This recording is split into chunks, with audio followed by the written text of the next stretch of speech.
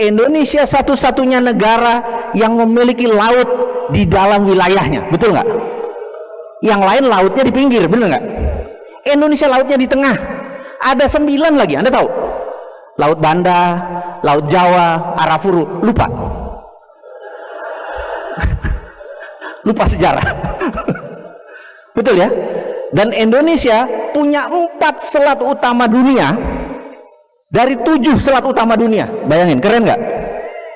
Ada Suez, ada Panama. Kita punya 4. Selat Lombok, Selat Makassar, Selat Sunda, Selat Malaka. Itu selat utama dunia. Indonesia yang punya. Australia 60% produknya dikirim ke Cina. Nikelnya, batu baranya itu lewat Selat Lombok, Makassar langsung ke Cina, betul ya? Kalau kita bilang lewat, bayar $1, bener nggak? Dia nggak mau bayar, dia puter lewat Papua Nugini, lewat utara, ongkosnya 6 hari atau naik 5% lebih mahal. Rugi dia, bener nggak? Lebih baik bayar, gitu ya? Kenapa kita nggak segitu berdaulatnya sih? Pemimpin kita kemana aja, bener nggak? Masa 1000 hari kerja 600 hari belusukan? Ini maaf ya, maaf ini mana NKRI-mu gitu. Setuju ya? Terus ini kalau kita lihat peta dunia, negara produsen itu adalah Jepang, Korea Selatan, Cina, ada Shenzhen, Guangdong, Shanghai, bener nggak? Ada Taiwan. Itu 20% produknya pergi ke Amerika Utara, Kanada, Amerika Utara, Amerika Latin. 80% pergi ke Eropa, Afrika, dan Asia Barat. Semua lewat Indonesia.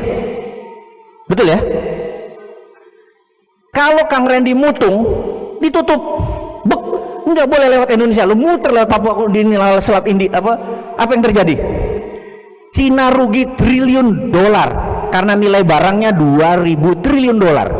Paham? Kalau kita minta $1 aja, itu nilainya 200 billion atau 2.000 triliun. Indonesia tidak perlu ngutang, hanya kita tutup itu semua jadiin danau. Boleh nggak? Berani nggak? Kita bakal diserang sama banyak negara besar. Berani nggak? Berani, bos. Karena kita di dalam sendiri sudah kaya.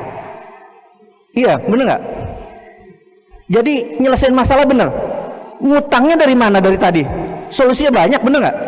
Tutup selat di Indonesia, bayar, dapat duit kita. Mineral yang banyak tadi, tiru apa yang Arab Saudi lakukan. Aramco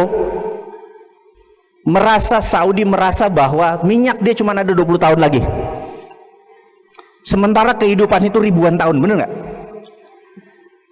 Dia ubah corporate action negaranya dari petrodolar, dari petro menghasilkan dolar, dia mau ubah menjadi properti dan pariwisata. Karena dia punya Ka'bah yang sampai akhir zaman orang perlu datang ke Ka'bah, bener nggak?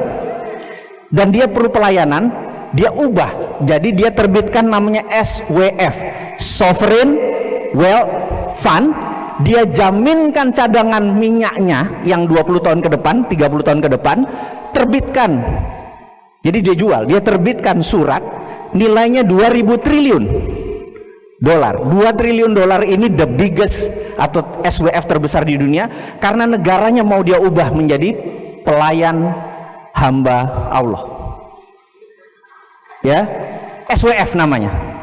Kita cadangan nikel kita ambil, atau koper kita, tembaga kita ambil cadangannya, terbitkan SWF, hanya menjaminkan koper saja, itu nilainya besarnya bukan main. Sementara kita masih punya 130 mineral yang lain, bener nggak? Dan itu tidak ngutang karena berdasarkan jaminan. Uang ini membuat Freeport hanya menjadi kontraktor, tidak perlu dibayar 55 triliun. Paham? Dia kontraktor keluar, kita bayar. Kontraktor keluar, bayar. Kontraktornya jelek, geser, ganti. Kalau sekarang dia ambil aset kita, dia jaminkan, sekarang diambil balik. Tapi kenapa pakai duit? Tahun 2021 juga habis kontraknya, nggak usah bayar, bener nggak? Tapi memang beda sih ya, emang tingkat intelektual emang